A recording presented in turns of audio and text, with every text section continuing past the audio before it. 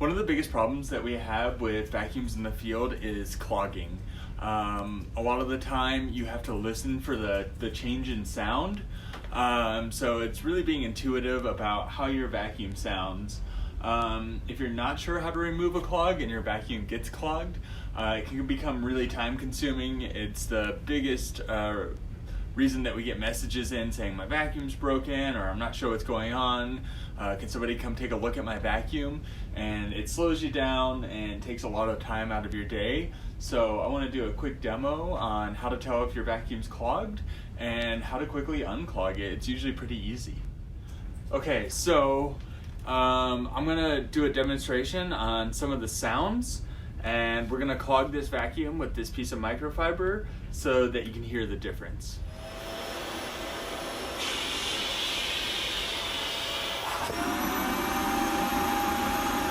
So you can hear the difference when the vacuum is operating normally, and then as soon as we suck that piece of microfiber in, the sound was a lot more high pitched, and all of a sudden the vacuum sounded like it was doing a lot more work. What's gonna happen in the field when you're vacuuming in that situation is that you're gonna lose most of your suction. Sometimes you'll get a partial clog and you'll think your vacuum's still working, but if you hear a sound change like that, it's definitely clogged. And if you don't get to unclogging it right away, your vacuum will overheat, go into a protective mode, and then you'll be stuck waiting for sometimes 20 plus minutes until it cools down enough to work again. So there's a really quick way to unclog, and we want to check the vacuum piece by piece. So when I turn this on and I hear that it's clogged,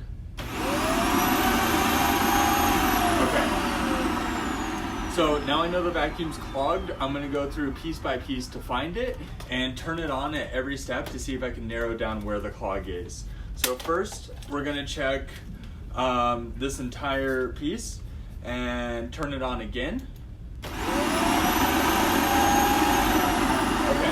so I can hear that it's still clogged, and I can also feel it with my hand. There's not a lot of suction down here. So that tells me that the clog isn't down in the brush section. This tube in the back here is a common place because it's a 90-degree bend. So if you take your hose off and you take this whole stick off and you don't hear the clog anymore, that means that it's gonna be down here in this bend.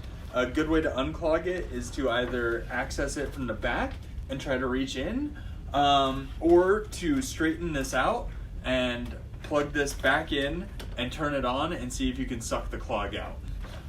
In this situation, it's not in the brush head. We know it's either in this tube or in the hose. Obviously you saw me suck up the microfiber and we know it's in the hose, but we're going through the process anyway.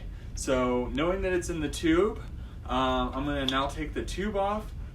Firstly, I can just look through it and I know the clog's not in there. But lastly, if I turn it on, I can tell that it's still clogged. So now I know that the clog is definitely in this hose. It's not in the head, it's not in the tube, it's in the hose. So if I want to first I would need to figure out where in the hose the clog is. So I'm going to turn it on. Okay.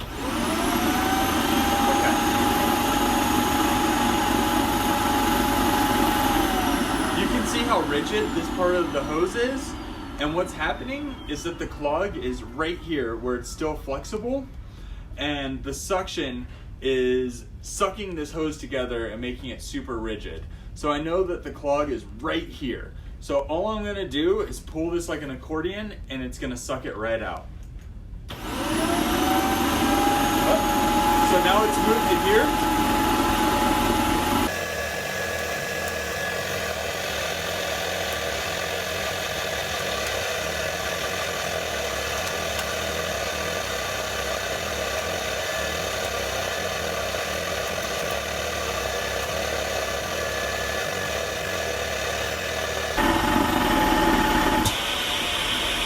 And it's out. And you can see that microfiber, possibly see it, right in the window here. So you could see as I was going, every time I stretched it, it just moved down a little bit further. And then I had to move with it and keep stretching this like an accordion until it was finally out. And so every single time that your vacuum starts acting up and starts making a funny noise, you want to look at it right away to make sure that it doesn't overheat.